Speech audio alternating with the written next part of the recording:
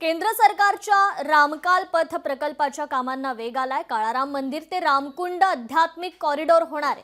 पुरातन काळाराम मंदिराचं सुशोभीकरण सुरू आहे। रामायण थीमवर आधारित आध्यात्मिक सेंटर उभारलं जाणार आहे। आगामी सिंहस्थ कुंभमेळ्यापूर्वी या कामांना आता वेग आलाय। याचाच आढावा घेतलाय आमचे प्रतिनिधी महेश महाले यांनी।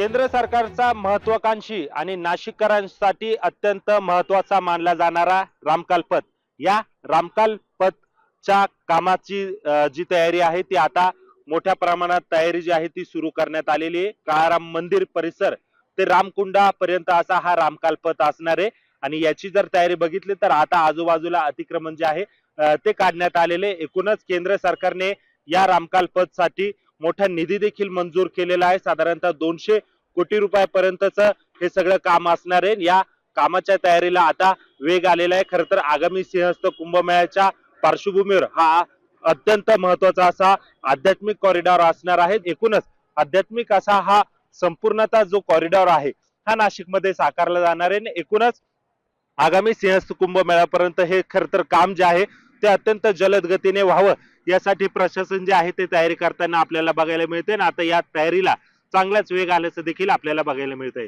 महेश बाले, लोकशाही मराठी, नाशिक। लोकशाही मराठी ऐका, पहा, जागरूक रहा।